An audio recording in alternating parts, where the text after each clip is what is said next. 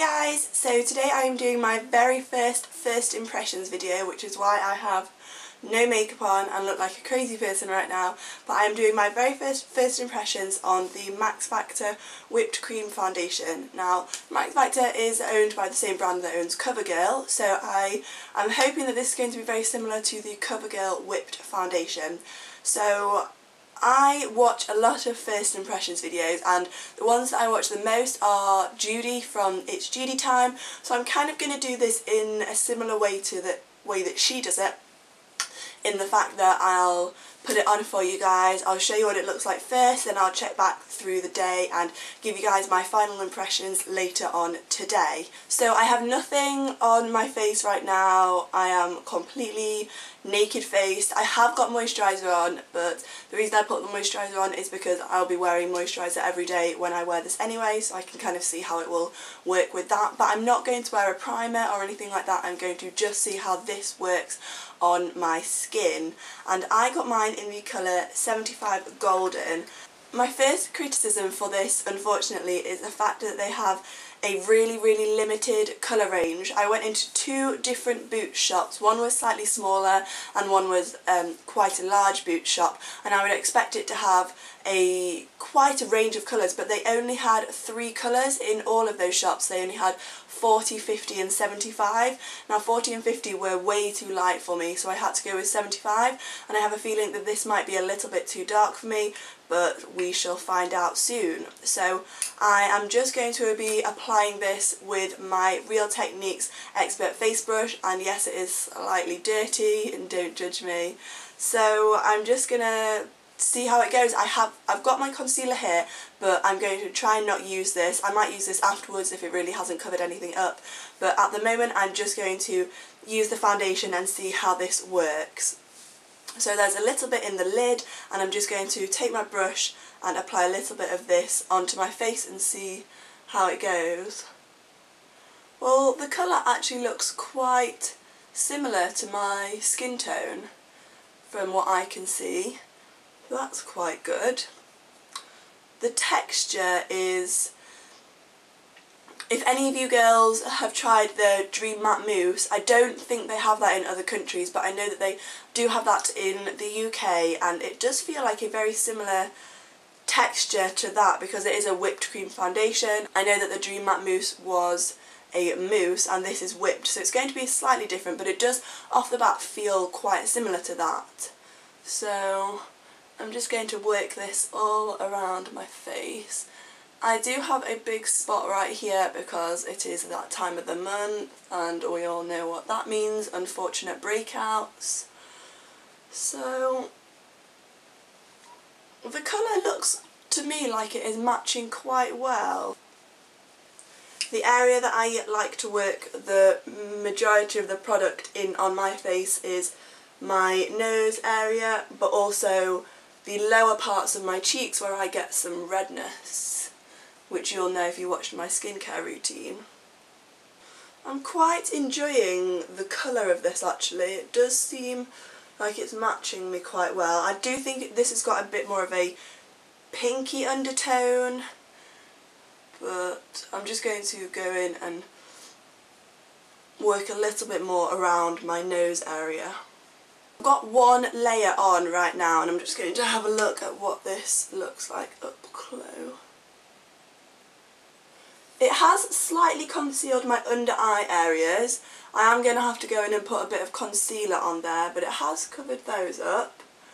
The colour does look quite good actually. It's definitely more of a pinky undertone than me. I have a kind of pinky and yellowy undertone.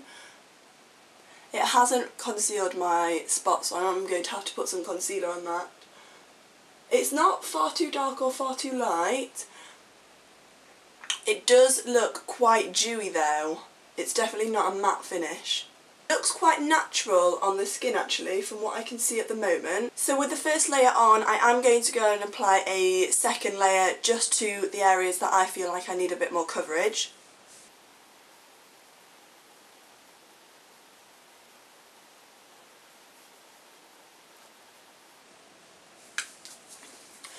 Okay, so this is all the foundation that I'm going to put on. My very first impression is that it looks very natural on the skin. It gives quite a good coverage because it has covered up the majority of my under eye circles. It's also definitely a dewy finish. I'm looking quite shiny.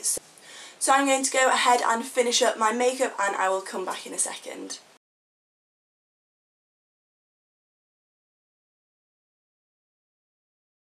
Hey guys, so I am back for a quick update on the foundation. It is 4 o'clock now, so I have had the foundation on for just under 4 hours, around 3.5 hours, and I'm just going to have a look at what the foundation looks like. So off the bat, it altogether looks quite good. I'm not really shiny, which is good. It has settled into some of my fine lines around my mouth and under my eyes, but that will partially be concealer. On the whole, it stayed well on my cheek areas, which is what I was most concerned with, and it has stayed on around my it still looks very similar to the way that it was when I first applied it on my forehead. It has kind of worn off around my nose and my T-zone area. On the whole, I would say that it still looks okay. It doesn't look like it did when I first applied it, but I haven't worn a primer, so that is kind of to be expected. So I will check back with you guys at the end of the night. Hey guys, so it is the end of the night now and it is 15 minutes past 8, so I've had the makeup on for 8 hours now, so I haven't actually looked at myself for a good few hours, so I'm going to have a look at what the foundation looks like. So right off the bat, it's definitely worn off. I can definitely tell you that, especially around my upper lip area and my chin and around the sides of my nose where I will have been sweating today, because I have been doing quite a lot of stuff today, so it's definitely worn off in those areas. Around the areas that I haven't been sweating, it's still got quite good coverage, although considering I did put a setting powder on, it does feel kind of sticky almost. It's also worn off on my T-zone area. I would be really interested to see how this works with a primer on it as well. I would definitely say that it's medium coverage but buildable. It's definitely not full coverage. So overall I am quite happy with the result. I don't think it's going to be my go-to foundation. I was excited to try it. It's definitely not my favourite foundation at the moment, but I'm definitely going to see how it works with my skin over the next few days and use a primer and see if that helps at all. The foundation itself cost me £9.99, just in case you were interested, so it is slightly more pricey compared to other high street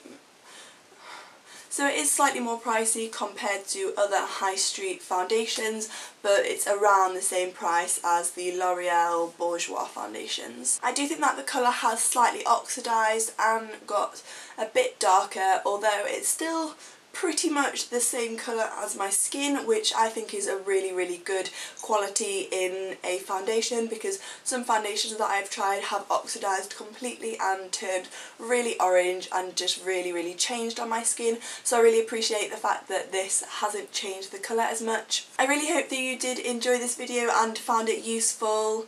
If you did, please give this video a thumbs up so that I know that you guys liked this video, and subscribe if you haven't already. Let me know if you like these first impressions reviews videos, because I would love to do some more. I really enjoyed filming this. If there's any particular products that you would like me to do a review on, then please let me know in the comments down below, and you can find me on all my social media things in the description bar, and until next time I will talk to you guys in my next video. Bye!